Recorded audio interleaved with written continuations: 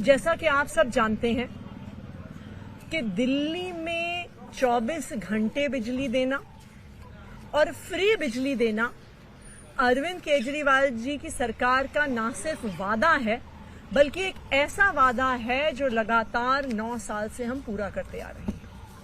दिल्ली एक लौता राज्य है जहां 24 घंटे बिजली आती है और उसके बावजूद 22 लाख परिवारों का बिजली का बिल जीरो आता है।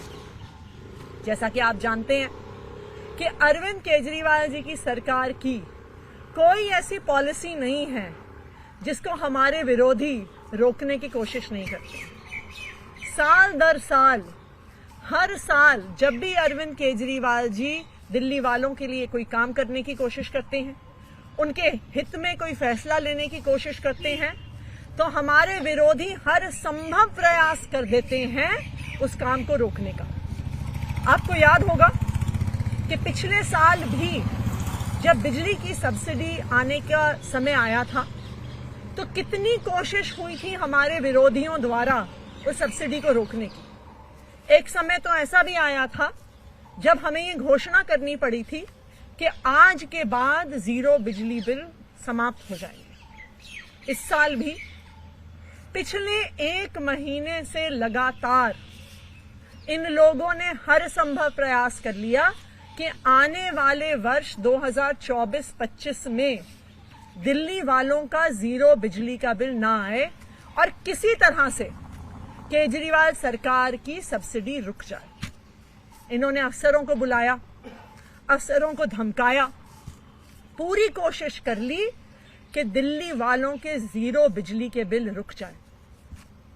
लेकिन जैसा कि आप सब जानते हैं कि अरविंद केजरीवाल जी ने जब एक बार दिल्ली के लोगों को वादा कर दिया तो फिर उन्हें जो भी करना पड़े, जितना भी संघर्ष करना पड़े, जिसके आगे हाथ जोड़ना पड़े, जिससे लड़ाई करनी पड़े, कुछ भी करना पड़े, अरविंद केजरीवाल जी दिल्ली वालों को अपना वादा पूरा करके रहते।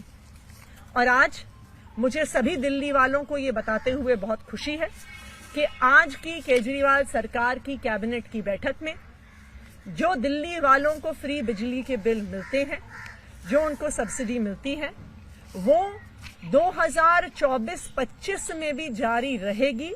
उसका फैसला आज कैबिनेट ने लिया है।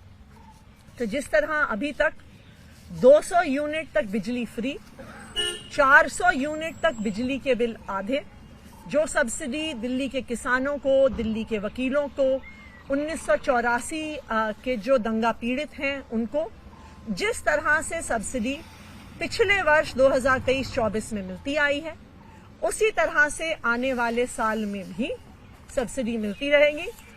दिल्ली वालों का बिजली का बिल जीरो आता रहेगा और अब ये पॉलिसी 31 मार्च 2025 तक पास कर दी गई है। धन्यवाद। लेकिन आप बता सकते हैं कि क्या अड़चन इसमें आ रही थी? पिछली बार आपने बताया था बकायदा कि लेटर लिखे गए थे और उन्हें रोकने के लिए बकायदा आपके पास भी नोट आया था, तो इस बार भी क्या इस तरह कोई नोट आया? क्या कोई इसकी टाइम? देखिए, अगर आप पिछले साल भर में देखिए तो अब इन लोगों ने एक तरीका अपना लिया है काम को रोकने का।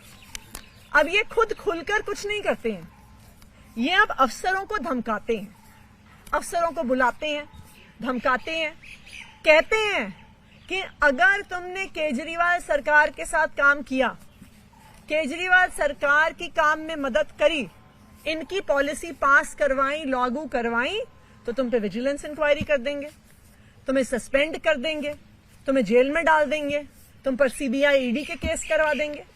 तो अब इनका काम करने का तरीका हमारे विरोधियों का, इन लोगों का चेंज हो गया है। पहले ये हम पे खुल के वार करते थे, अब ये खुल के वार नहीं करते हैं, ये अफसरों के माध्यम से काम को रोकने की कोशिश करते हैं।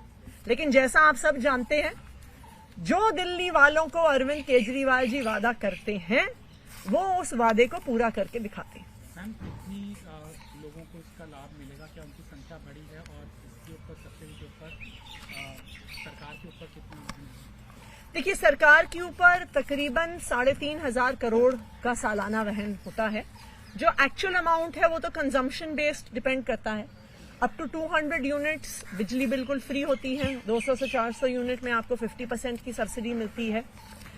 जो किसान होते हैं उनको सब्सिडी मिलती है, लॉयर्स चेंबर्स में मिलती है, 1984 के दंगा पीड़ितों को मिलती है। तो जो उनका एक्चुअल कंजम्पशन है उसके आधार पर मिलती है। तो वो डिपेंड करेगा जो एक्चुअल फिगर होगा कि लोगों का कंजम्पशन कितना होता है। ईडी वाले मामले में भी लगातार कोर्ट में मामला चल रहा है। अक्षी क्या कहेंगे? वो कह रहे हैं कि डिले किया जा रहा है प्रक्रिया को, और ये भी कहा कि आप उनके बदनाम करने के लिए जो एक आरोपी को सीसीटीवी दिया था उसको इस्तेमाल कर रहे हैं, गुमराह कर रहे हैं। हम उनको बदनाम कर रहे हैं कि वो खुद ही अपने आप को बदनाम कर रहे हैं। वो खुद पहले कोर्ट जाते हैं।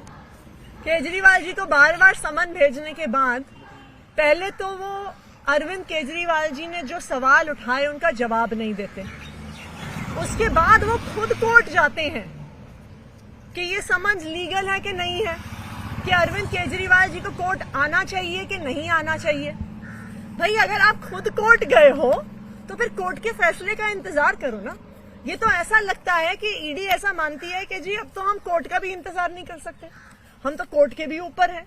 भाई खुद कोर्ट गए, अब कोर्ट का सम्मान करो, उनके फैसले का इंतजार करो। Thank you.